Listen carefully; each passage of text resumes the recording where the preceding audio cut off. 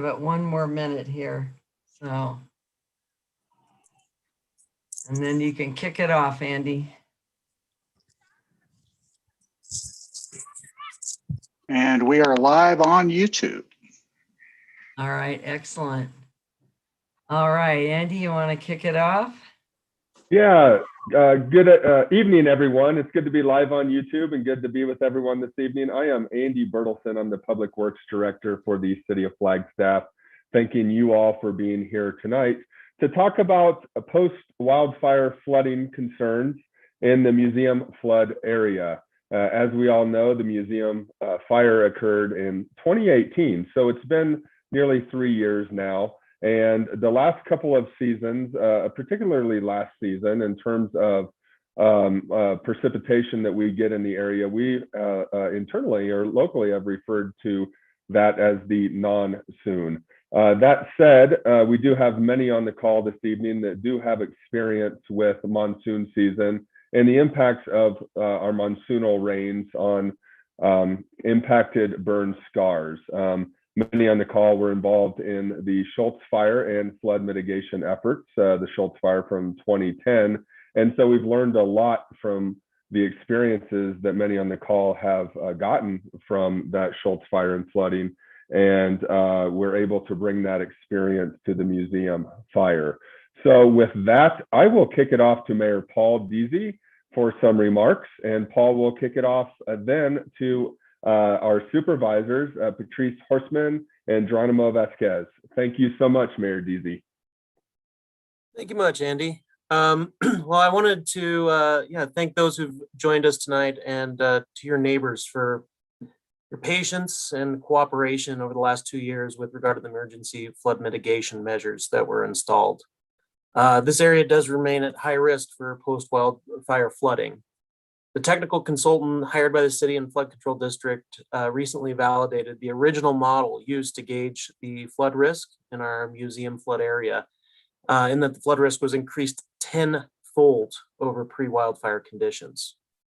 The 2019 monsoon season and 2020 were very low on the proportion expected for the normal monsoon precipitation, sitting at about 35% of what is normal in 2019 and anywhere from 28 to 36% in 2020. So normally when expecting about 8 inches, we're only getting about 2.9 to 3.7 over the last 2 years, and continues to be a very serious risk. The science-based model that indicated that the moderate to high burn severity sections of the watershed have experienced very little natural recovery over the last 2 years and still pose a very serious flood threat to over 400 homes and 50 businesses in the museum flood area. That's why the city and the flood control district strongly recommends keeping your flood mitigation measures, sandbags and barriers in place through at least the 20 to 21 monsoon season. One of the issues with our sandbags is they are very susceptible to the elements, particularly with UV rays of sunlight. And after 2 years, we're seeing them falling apart. And the city and flood control district teams recently conducted an evaluation and found that 30 to 40% of sandbags are deteriorated and need to be replaced prior to the monsoon season. So we'll be hearing from our city and county staff on the mitigation efforts here tonight. We'll be available to answer any questions. And I thank you for helping to keep our community safe and staying vigilant through this, our flood mitigation efforts. So with that, I will mention that I do have another commitment, so I may not be able to stay till the very end of our meeting, but in that case, though, we have a lot of good hands on deck here, and I will hand that over here to Supervisor Horstman. Thank you. Thank you. Thanks, Paul, and we so appreciate the partnership with the mayor and with the city of Flagstaff. I am Patrice Horstman, and I am the supervisor for District 1. As you are probably aware, Grandview, Paradise, and Linda Vista are all within District 1 and are all within the museum flood area. I, like many of you, had a front row seat to the museum fire. And as you all know, we have seen firsthand the impact of the museum fire and understand the need for us to stay vigilant of the potential flooding. The destruction of the forest and vegetation on the Spruce Avenue watershed and the severely burned soils have greatly impacted the risk of flooding in this area. Many of us witnessed the flood after the Schultz fire and certainly saw the potential dangers and the destruction associated with the wildfire and associated flooding after such a wildfire. That's why it's important, as Mayor Deasy said, that we get the information being presented here tonight by the experts, and they will provide us, and I look forward to hearing their risk assessment and how we can best mitigate the flood risks that are present and very real today. Tonight, you will receive information on the sandbag shore up and information about how we can help to replace the old sandbags and dispose of your depleted and dilapidated sandbags. And I was out in the area today, and we certainly do have a lot of work that needs to be done. The county and the city are committed to working with you and to make sure that we help those in need of assistance to replace and shore up sandbags around your home and businesses. As you're going to hear from the experts, maintaining those sandbags around your homes and your business is one of the very best ways to mitigate for a potential flood. So let's get on to it. I do have Supervisor Vasquez, who is going to say a few words, and then it's going to be great to listen to the experts talk about what we can expect and how we can handle and mitigate our risk. So thank you all. And Supervisor Vasquez, are you out there? I am. Thank you. Good evening, everyone. Thank you for attending this important public gathering. Look forward to when we can do it in person, but for right now, we'll do the virtual meeting. I just want to reiterate what Supervisor Horstman said about how important it is to be prepared to really take into consideration the information that the experts are going to share tonight. Because based on our projections, it's not a matter if, it's when, and we want to be prepared. And the best way we can be prepared is maintaining those sandbags, getting them switched out, being cognizant of conditions and just preparation. And then on our end, we're working to get better signage in the different areas. I know in Sunnyside, we're still working on getting better signage about flood mitigation. But really getting that information out to the community and sharing what is being done and be as proactive as possible. This is going to take a great effort between the city, the county, and all the residents to really be prepared for this summer's floods, potential floods. So again, thank you everyone for being here tonight. We're doing the best we can. It is a slow process and it can be frustrating at times, but so thank you for your patience. But our goal is to be prepared by, I believe it's mid-June or end of June. So that way we can have, when the monsoons actually do come, we will be prepared. So thank you, everyone. I look forward to hearing the feedback from the community later on tonight. Thank you. Thank you so much, Supervisors and Mayor Deasy. Flood response, emergency response starts with good leadership, and we really appreciate your leadership on this moving forward. Next up, we have our flood risk assessment as presented by Joe Lubrich with J.E. Fuller Geomorphology and Hydrology. Joe is a professional engineer and a friend and a very good hydrologist. And so, Joe, thank you for studying the area and take it away. All right. Thank you, Andy. Yeah, I'm a civil engineer here in Flagstaff. And in 2019, basically right after the fire, we began, or right when the fire started, we began our assessment of the potential flood risks downstream. Can take it to the next slide. I'm going to take you on a quick overview of where the fire was, refresh your memory on that, the areas it impacts, the modeling that was done, and what's really driving that, the flooding aspects of the modeling. So if you remember, the fire burned close to 2,000 acres in the upper Spruce Avenue watershed. About half of the watershed was burned as measured at the city Flagstaff city limit line. And of that area, about 53% was moderate to high burn severity. And the potential flooding could impact several hundred homes and a lot of businesses downstream. So proximity wise, we're right south of the Schultz fire burn scar, which I'll get to a little bit later. That's good to keep in mind. Next slide. Okay, so what drives post-wildfire flooding? Many who have lived in the area a long time know that before the fire, Spruce Avenue Wash does not produce very much water when a rainstorm comes through. In fact, there's been a lot of big rainstorms in the upper watershed that really have had no runoff. What the driving factors are when you have a moderate to high burn severity fire, you both lose the tree canopy, the trees die, you lose the organic material, the pine needles on the ground, you lose the vegetation on the ground and in the root structures in the ground that hold the soil in place. And you end up with a really high ability for that soil to run off and water to run off the soil and not be held by that vegetation and the organic materials and soak into the soil. And so it's the moderate to high burn severity areas that are really driving the increase in our flood risk, as you can see by the picture on the left. Go ahead, next slide. So the modeling that was done was a two-dimensional pre and post-fire flood modeling.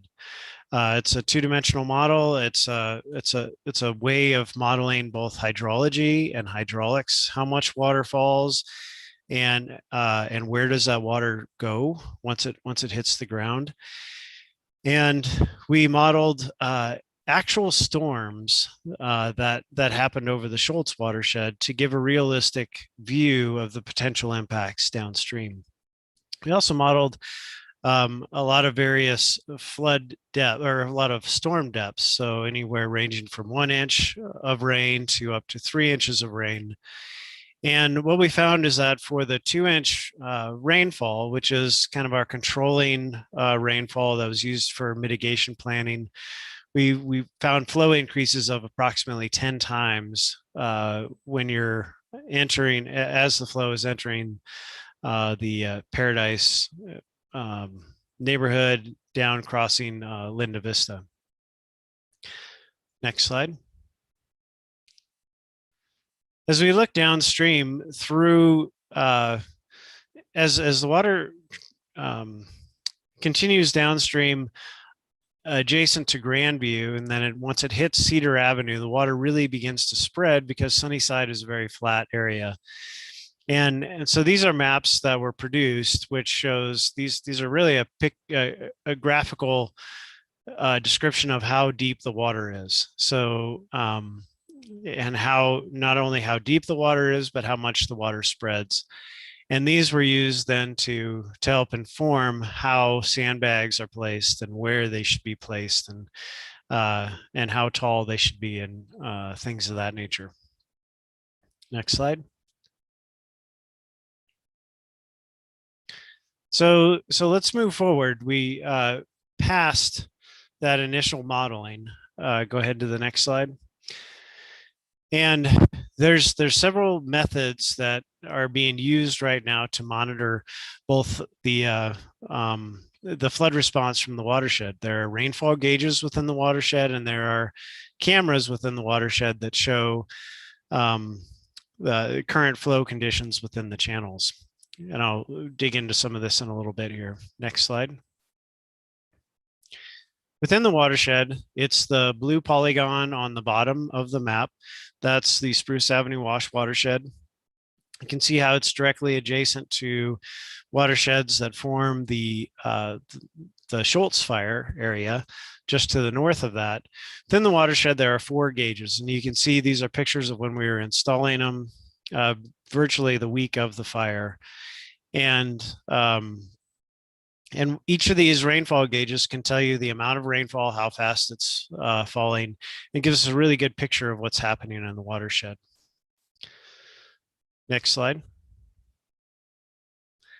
So what has happened over the last 3 years? Well, we all know that there hasn't been a lot of rain in the last two. 2018 was more a normal year. And what you're looking at here are graphs of the amount of rainfall that fell at each of our rainfall gauges. The rainfall gauge on the left was installed in 2018, so it picked up the monsoons that happened in 2018, which was just over 10 inches. And you can see 2019 to 2020, how that really dropped off the edge, and we got significantly less rainfall. And so if predictions are accurate, maybe we'll be at more towards what that 2018 is showing. But the big picture is there just hasn't been much water that has fallen on this watershed. And to test out the models, there has been one storm that I'm going to get into here. Next slide. Okay, so July 24th of last year, there was a rainstorm that produced between around 0.4 to 0.7 inches of rain over an hour, mainly over the north part of the burn. And this is the picture that you see on the screen is of that floodwater crossing the Mount Eldon Road at the Upper Oldham Trailhead.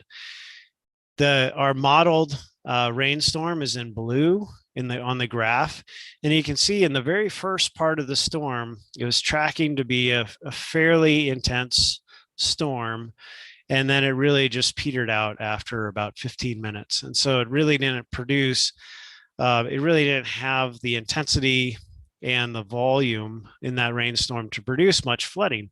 But yet, even with that rainstorm just dropping off really quick and not covering the whole watershed in a uniform amount of rainfall, that water still made it down to Paradise, across Linda Vista, down to Cedar. And so it showed that the watershed was really responsive. We took that data, that rainfall, put it back into our modeling and to test our model to see if it's in the right ballpark. And it was showing that it was looking pretty good for this type of a rainfall. And so, as each rain event comes, then we'll be doing a similar type validation to make sure it's in the right ballpark. Next slide. So the question is, is it a reasonable assessment to be planning for this 2-inch event? Well, if we go over the watershed to the Schultz side, we can see that 2 different gauges over the last 10 years have had 4 events each that were plus or minus 2 inches in 1 hour. So what that's pointing to is that within this area, there is a chance that that you could get that type of storm, and it's a reasonable type of storm to plan for on the risk end of things. It's not being just way overly conservative, but a realistic type storm that could happen, and that did happen over the Schultz area. Next slide. And one more slide forward. This is kind of current condition of the burn area, and these pictures are even dated a little bit by now, since it is spring 21 now. But over the course of last year, we had multiple hikes through some of the burn areas, and really looking hard at some of these areas that did burn severely. And what does that look like? Is there vegetation regrowth? Has the ash run off yet? And a lot of our field observations are pointing to that there is some regrowth in some of the lower burn severity areas, but in a lot of these moderate to high areas, high burn severity areas, there's not. I was just last week, I was up running the Sunset Trail and the Brookbank Trail, and through some of these areas, and it's the same kind of deal. It's looking, there's some sprouts, but not much. And so we'll have to see how the if we get rain this year, how that drives it for the next year. But for now, it's looking pretty rough still. Next slide. Same kind of pictures. You can still see a lot of the ash and the soil that's available to run off. And final slide.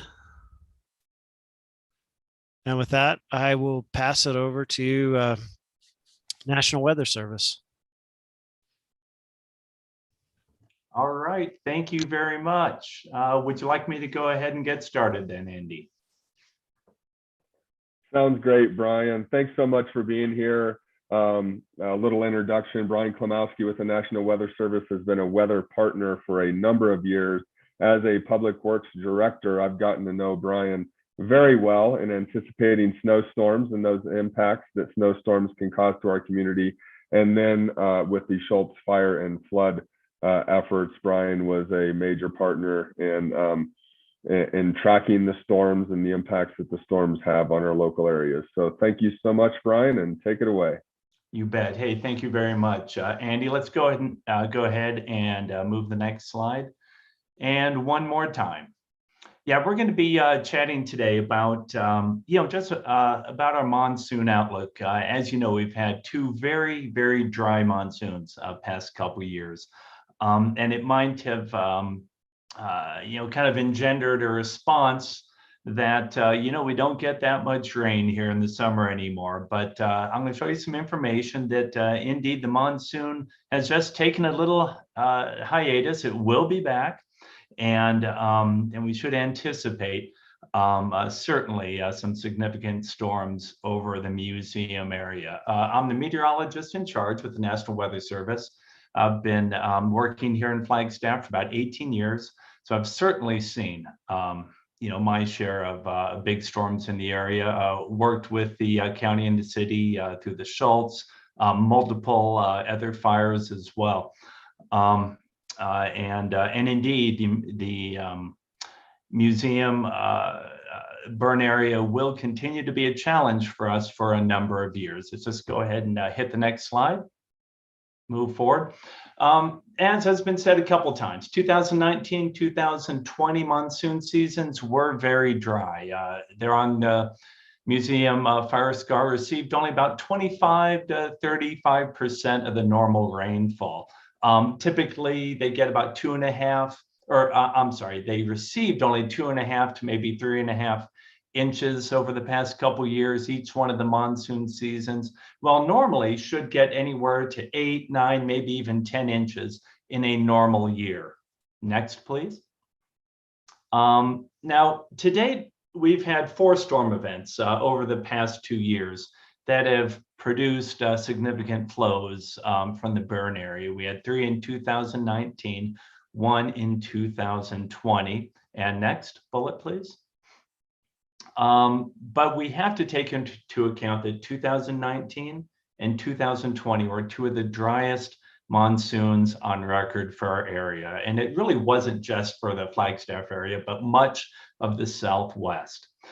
Now, we don't want to get caught up in that, just because we had 2 years in a row of dry monsoons that's showing a trend. Actually, when you look at the data, something else might be going on. And let's go ahead and go to the next slide and look at the history of our monsoon rainfall over the Flagstaff area since about 1950. And that is moving from left to right across this timeline, shows the amount of monsoon precipitation measured at the Flagstaff Airport. The 2 dots on the extreme right are 2019 and 2020. If you kind of follow that straight trend line, you can actually see that it looks like there might be a trend, at least in the data from the Flagstaff Airport, that our monsoons are getting a bit wetter with time. Okay, next slide, please. So what are the typical characteristics of our monsoon season here? And Mark, you can go ahead and just hit a couple of these bullets. Storms begin in early July. That's, you know, the 4th of July is kind of what we say as the beginning of the monsoon season here. Can be a week early, can be a week later. Typically ends by, wraps up by the middle of September. Might linger a bit longer, but most of the time shuts off by then. You know, the storms typically go in cycles.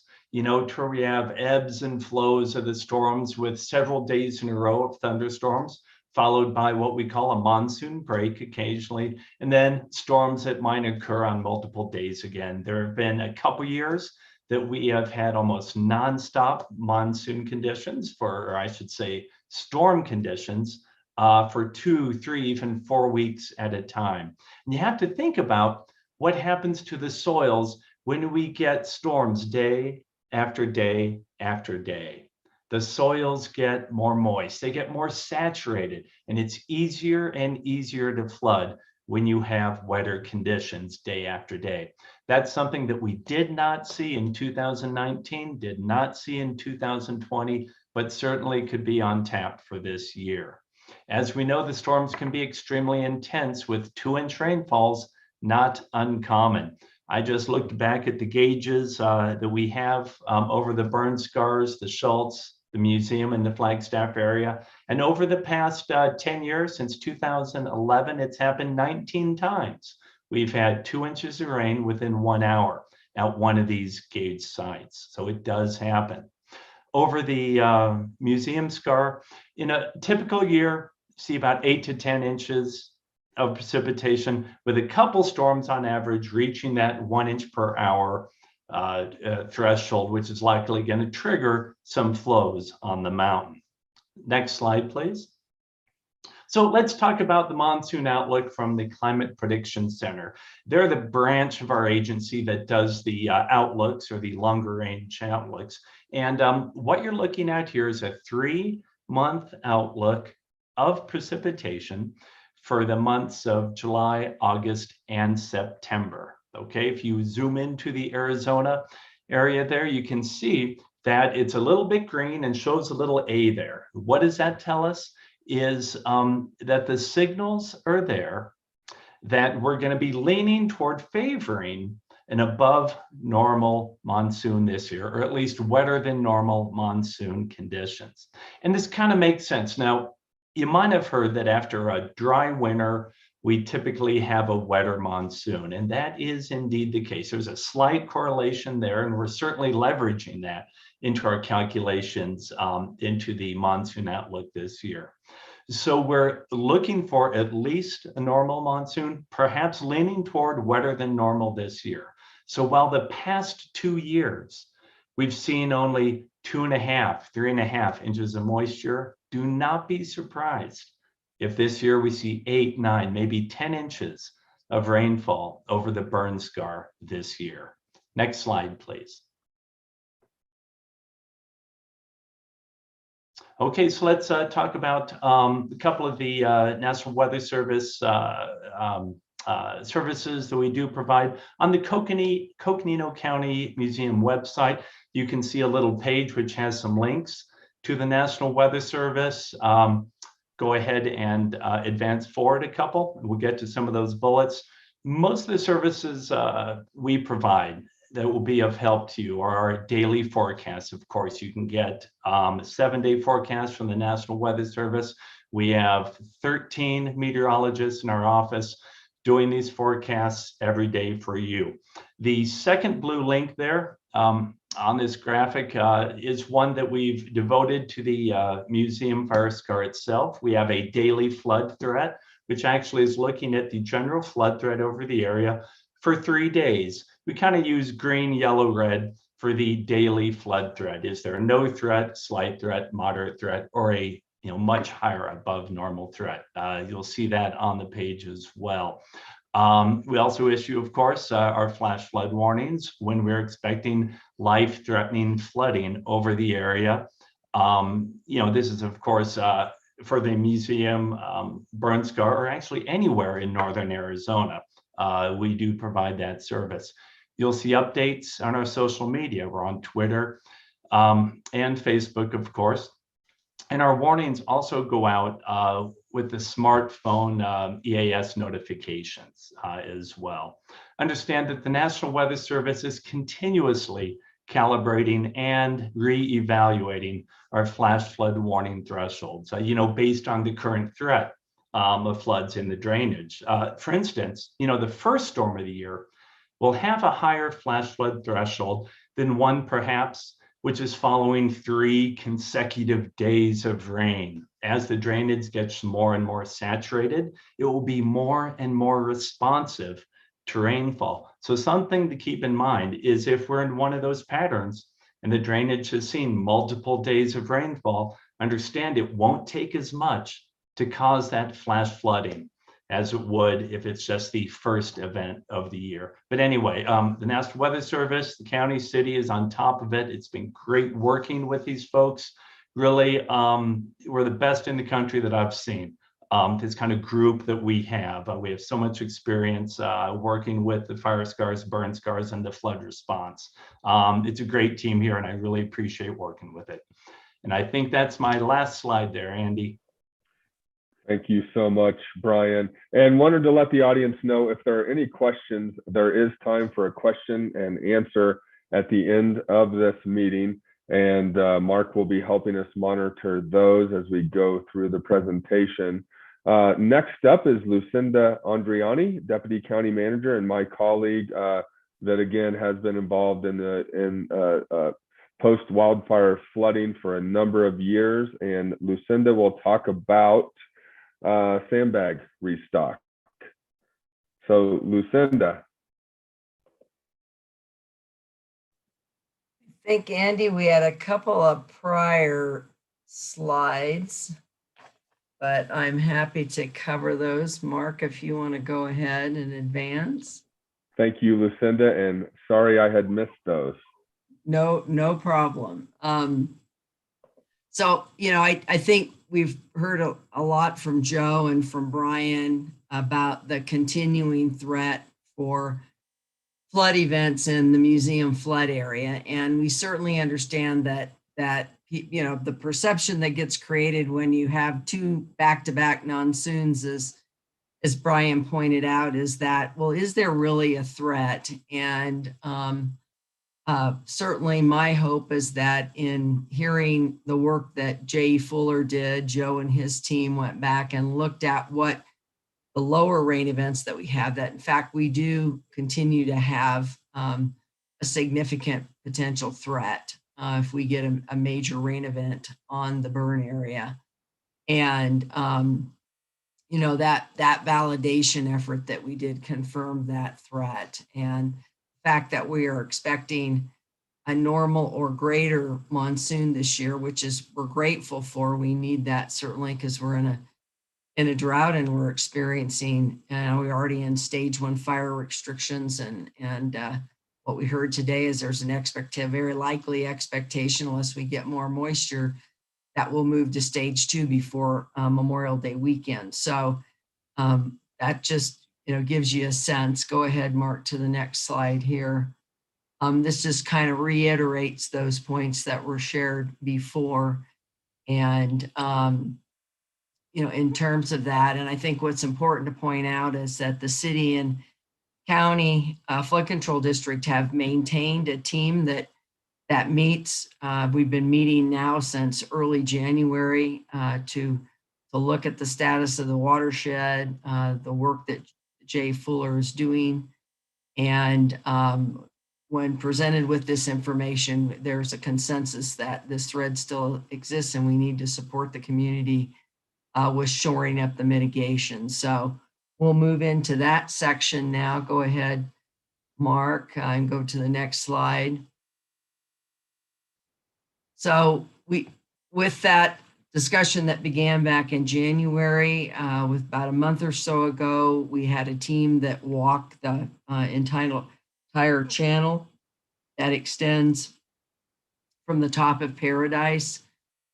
Certainly, so first I'll say that those that live out in Mount Eldon Estates are, I think, very aware. We're in the process of conducting a project there now. Christopher Tressler, the flood control district engineer, will speak to that later. But Certainly, we've walked that area many, many times, and we're actively working out there right now. But there was also an effort from the top of Paradise through to near Phillip School, what's called the Arroyo Seco. There's an inlet there.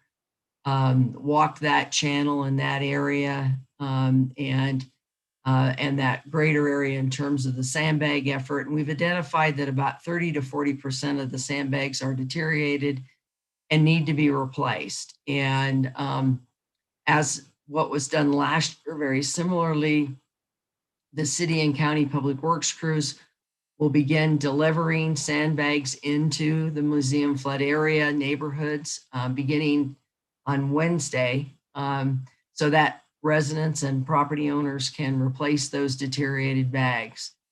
Now, what to do with the old bags that are there? Many has, some have broken.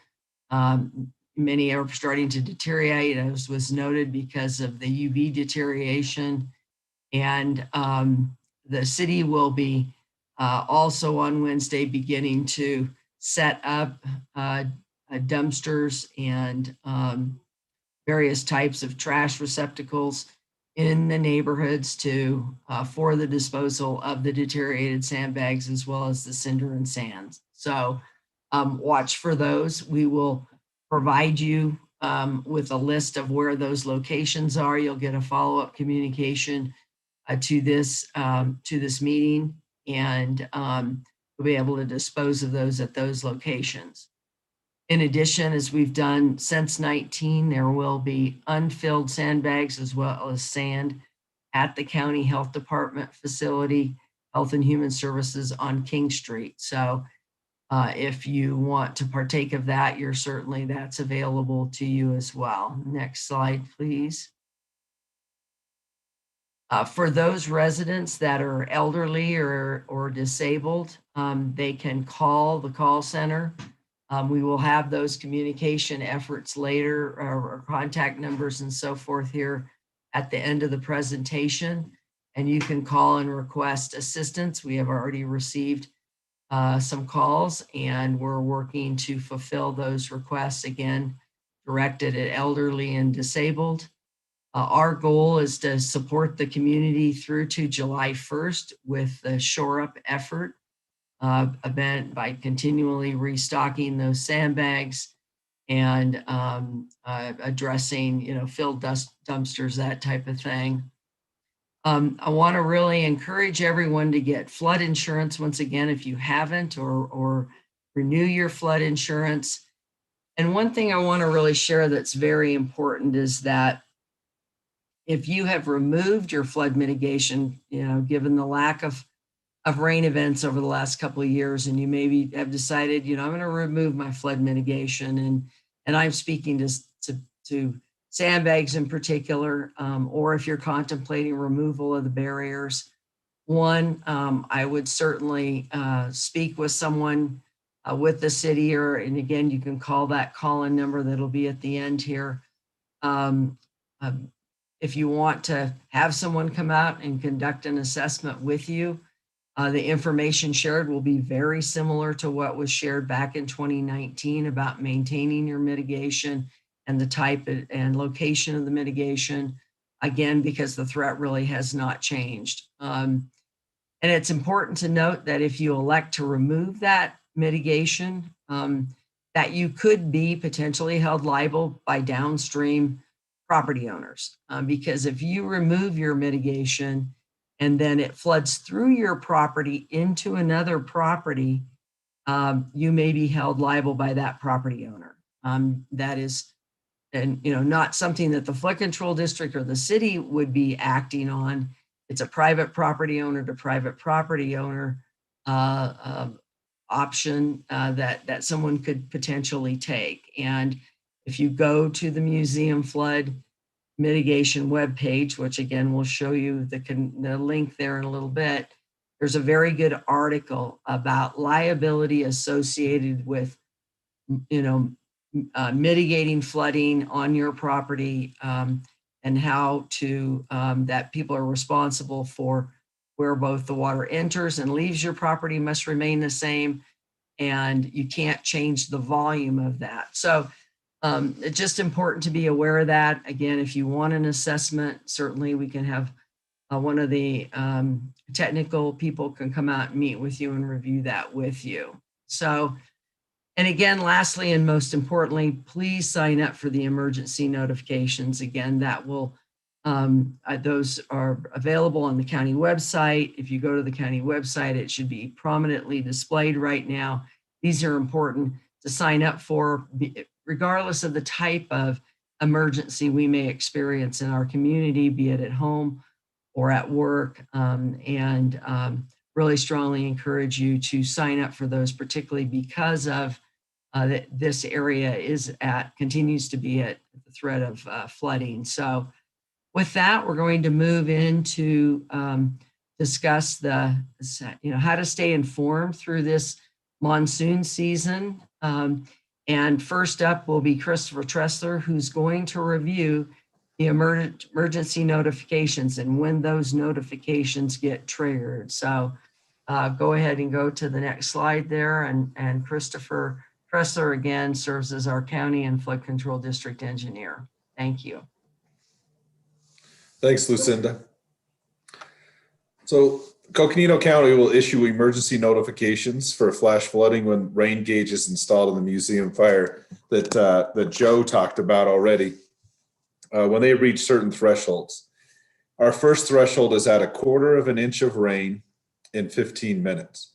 When we reach this threshold, it's more of an internal notification for the county personnel and city and emergency staff to activate and get ready.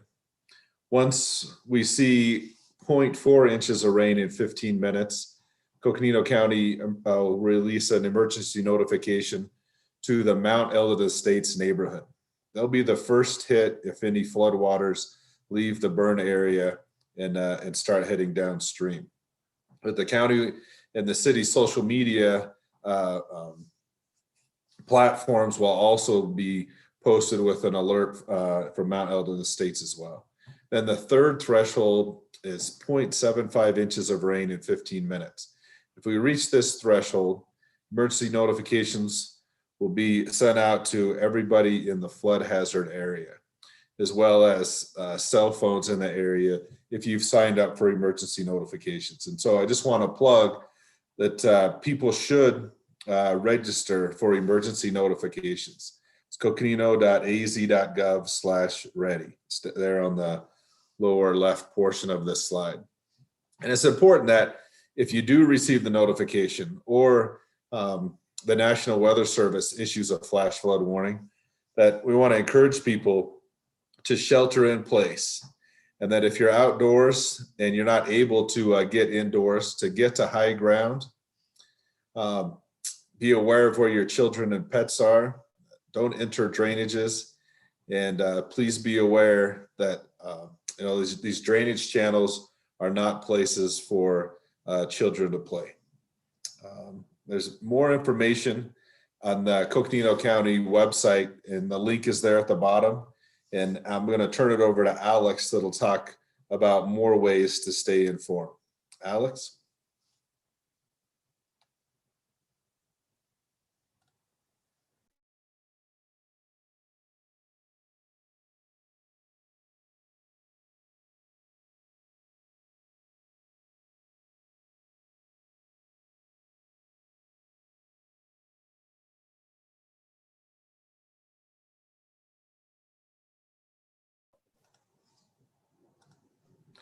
Doesn't look like that Alex is able to present right now. So I'll take it a little bit further then and talk about that. Everybody in the flood hazard area should have received a joint letter from the City of Flagstaff and the Flood Control District, and will receive a flood preparation mitigation guide. There's this guide, excuse me, this guide will go out in early June, and it's something that is sent out every year to communities that could be impacted by post-wildfire flooding. And then the flood control district has a museum flood advisory as well. Let's go to the next slide. Starting tomorrow, we'll have meetings in the streets. And for each neighborhood, we've broken it up so people potentially don't have to travel as far. And the people attending the meetings are more representative of your neighbors. And you can see in this list the dates and the places for each of these public meetings in the street. All meetings start at 6 o'clock. I'll be there to these meetings. A representative from the city of Flagstaff will be there, as well as other county staff and officials. It's important to come out and learn about the flood risk, and it's a good opportunity to speak one-on-one with flood control district staff to learn firsthand about the flood risk, the feedback that flood control district is giving to people, and to ask about your own mitigation on your property. Let's go to the next slide. You can also stay informed through the social media platforms. The City of Flagstaff and Coconino County on Facebook. The county has a live feed, like some of you may be watching it here, as well as the webpage that Coconino County has set up. It's what we call the Museum Flood Area webpage. You can see the address on the screen. There's an email address that you can email with questions or concerns. There's also a museum flood call center. The phone number is there as well. You reach out, request assistance or request support. Now we'll get experts to communicate with you to answer your questions. The next slide. So now we'll turn it over to Ed Shank from the City of Flagstaff. He's going to talk about long-term mitigation efforts that the city has undertaken and is going to undertake in the future. Ed? All right, thank you, Christopher. My name is Ed Shank. I am a project manager with the City of Flagstaff Stormwater section within the Water Services group. So next slide. So to go over very briefly, just in a matter of time, what we've already completed in terms of mitigation, and then the next slide after this will be the future mitigations. During the fire, we actually we armored the channel in 7 locations to prevent a channel scour in areas that have utilities. So these would be both the city utilities as well as the franchise utilities, APS and Unisource. We also installed debris bollards at the 2 major culverts within the city in Spruce Wash, that's Linda Vista and Dortha.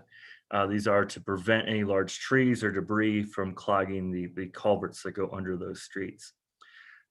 We have also upsized the Linda Vista culvert. So this is the culvert that goes under Linda Vista Avenue, using a mix of stormwater contingency and capital improvement funds. This is delivered by our community development group. Last year, we dredged the culvert and near the culvert and reconfigured the channel upstream of Cedar Avenue. This was completed by the City Public Works Department with some funding from Stormwater. We've also annually cleaned the channel and to make sure that we can provide as much flow as possible through Spruce Wash, through the Sunnyside neighborhood, and out of the Sunnyside neighborhood. We just recently installed a new flood alert gauge just downstream of Sunnyside to continue monitoring flow events that go through the neighborhood. Next slide. Okay, so what we're doing now, we are intending to reconfigure the channel downstream of Cedar Avenue. So this would be Cedar Avenue to Dortha Inlet. So this would be upsizing the channel to allow as much flow as possible to enter that 60-inch pipe that's at Dortha Inlet. Right now is in the engineering design phase. Once that's completed, the stormwater section will complete that by rearranging some of our capital programs to provide some funding to configure that channel. We hope to do that this year if possible. We are also working with Killup School and the county to provide a regional flood detention basin near the Killup School. So this would probably include like a soccer field and a softball field, something like that, that could also double as a flood detention basin during really large flows. So we are in the engineering design phase with this as well. So we would hope to be able to move some of those excess flows that cannot get in the 60-inch pipe or that cannot get in the 42-inch pipe that comes from over near the BMX park, and to put that into a detention basin. Again, still in preliminary design, lots of moving parts, but that is something that we hope to deliver soon. We are also going to armor the low water crossing, the Foots low water crossing that is near Route 66. That is to prevent any debris, if there is a large flood, from clogging up the BNSF culvert and creating an even larger flood event. So that right now we're waiting for FEMA money. So that's the Federal Emergency Management Agency. They're providing funding for that with some input from the stormwater section.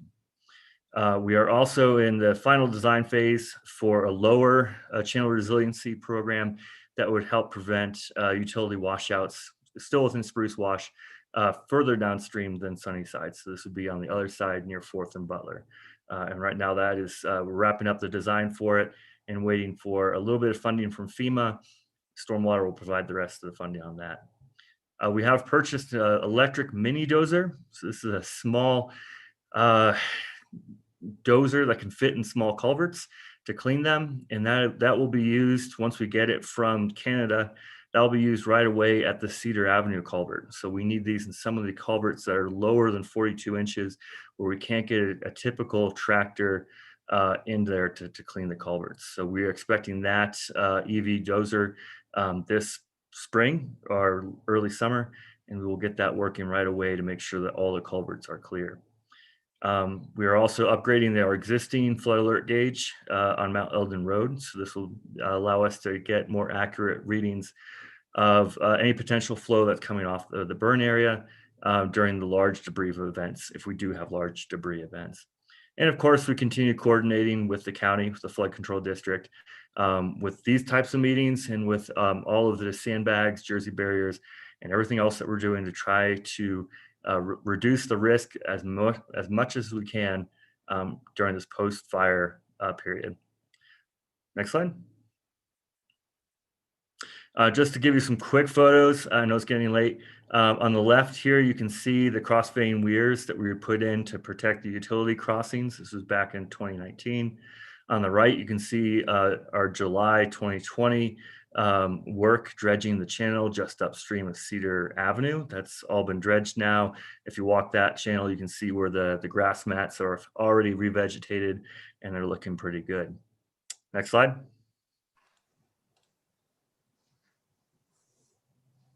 On the left here, you can see, again, summer 2020, the upsizing the Linda Vista culvert. So originally we had one pipe, one corrugated metal pipe that went under the channel, or under the road, I'm sorry. Here you can see them installing that second crushed pipe. So this allowed us to provide about double the capacity of water under the road. And this is important because it's not only protecting Linda Vista, the road, and it's not only protecting Grandview, but it's also keeping the water in the channel so that we don't have it spreading all the way through Sunnyside. So by protecting areas in the headwaters, we're actually protecting all the areas downstream as well. Next slide. And with that, I'm going to turn it back over to Christopher. Thank you.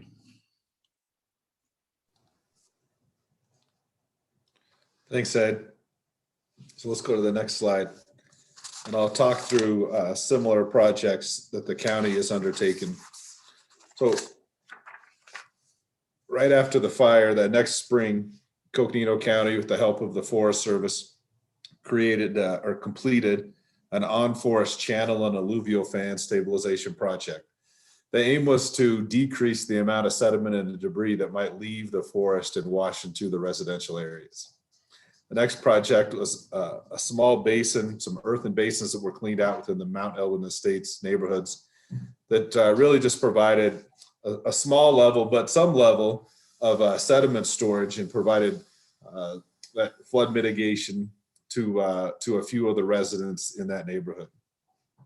We're currently under construction with a larger scale project throughout Mount Eldon Estates to help pass the potential flows through the neighborhood. That's a $610,000 project that's fully funded by the Flood Control District. We continue to evaluate other opportunities for alluvial fan stabilization downstream of Lockett Ranches or the Mount Elgin Estates neighborhood and upstream of Paradise Drive. That'll likely be, if a project is deemed feasible in that area, it'll likely be a joint City of Flagstaff and Coconino County Flood Control District project. We'll also need to partner with the Flood Control District as well. And with that, the next slide, I think we're ready for questions and comments, and I'll turn it back to Andy. Thank you. Thank you, Christopher. Thank you, Ed. Thank you all. We do have some questions in the chat, one from very early in the meeting, and one of our residents notes, I'm not interested in mixed statistics. Can you please quantify how much of the burn area was moderate and severe? Joe, maybe you can help out with that one.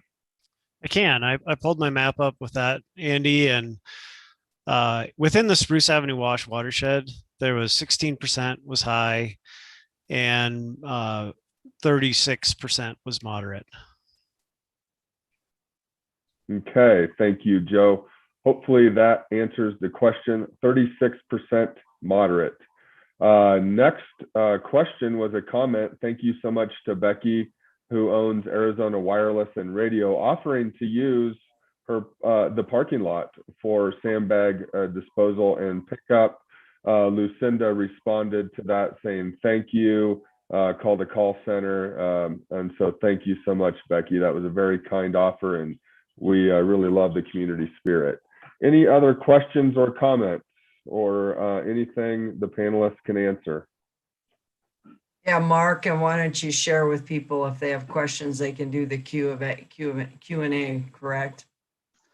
That is correct. It would be best to use, it would be best to use the Q&A as opposed to raising hands or entering into chat. That way we can also get a record of it that will be kept and we can go back to it.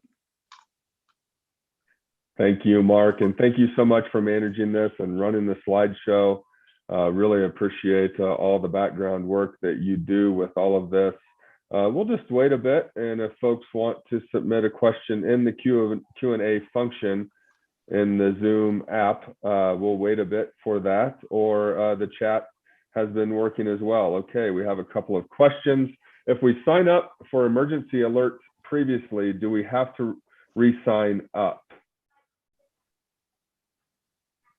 No, I can answer that. You do not have to sign up unless you have a, like if you've changed phone numbers or you want to add a phone number, then I would encourage you to go back in and make sure, you know, it's always good to go in and check and make sure that the correct information is in there, but you don't have to re-sign up. And in terms of the water barrier, if you can call the call center, we'll be checking those proactively and doing a treatment on those. So we will be checking those to make sure that they're adequately filled and taking care of that. Thank you, Lucinda. Really appreciate that. And then George asked, compare real sandbags with cinder-filled bags. How good, bad are they? I don't think we found a difference in functionality, particularly during the Schultz flood event. Do you recall, Lucinda? Both materials work well in those applications. Another question, we mentioned legal repercussions, removing barriers. Your contract is illegal to begin with. So Lucinda, I think you addressed that in terms of if they're removed. Just reiterating that point that was made earlier in the conversation. Yeah, I think that the cooperator agreements that were originally signed have actually expired. But it's just important to note that if you modify your mitigation, that creates impacts downstream or upstream even potentially, you can be held liable. And again, that's between property owner to property owner. And Andy can attest that we had some issues out in the Schultz flood area. those were dealt with between those property owners. But it's just important to understand that risk exists and to be conscious of that, to be a good neighbor and be conscious of that. So. Thank you, Lucinda. And we are very aware of debris flow, and we know the debris impact on water levels, et cetera. George, thank you for listing your number. We will note that number. And if you'd like to talk further by phone, we'll have folks available to do that. So appreciate that further conversation. Any other? And he noted, Andy, that the number on the notifications is an old number. The correct number is the 679-8525. That's the correct call center number. We will get that corrected. Thank you. Thank you, Lucinda. I noted it too when it came up. So Lucinda, was that 679-8925? It's 8525. 8525. 679-8525 for the call center. Okay, any other questions or comments in the Q of A? We're monitoring both the Q&A and the chat. Would love to hear from you. Question there, Andy, about the notifications, and Mark, I believe that Wes had joined us. Wes, Wes Deason, our emergency services emergency management director. Wes, can you answer that question, please? Yes, listen, I'm having some technical issues trying to get there. Hold on just a second. What is the question, ma'am? Yeah, the question is, let's see if I can find it now. Let's see, I got to scroll down. It says, let's see, what happened to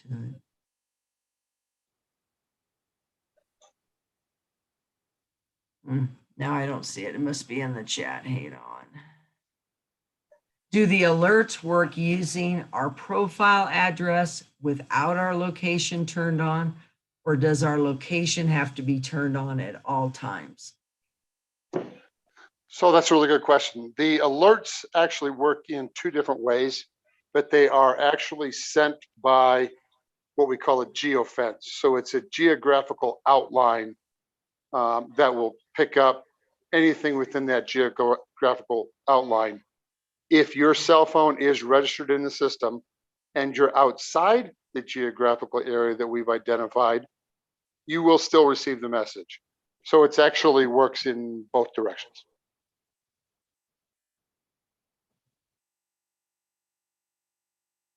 Okay, great.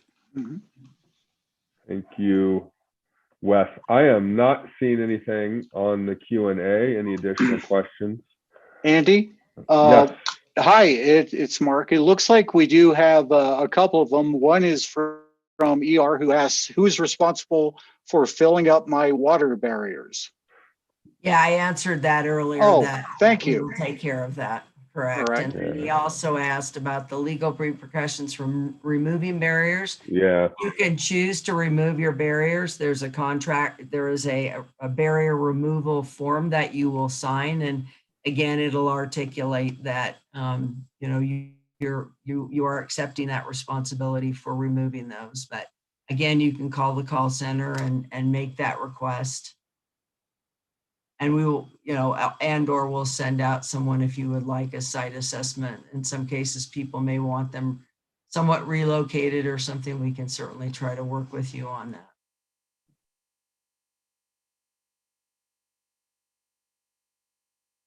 And we're happy, George, to give you a call and work with you specifically on your questions.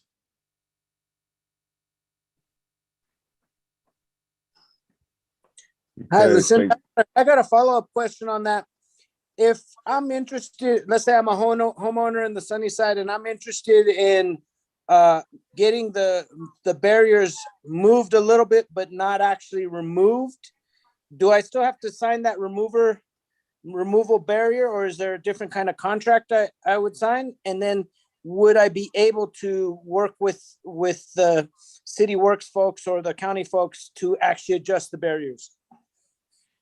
Well, we will have a technical expert, likely one of the engineers would meet with that person and review the location and the flood analysis and provide that input to the property owner or homeowner and or commercial property, whatever the case might be.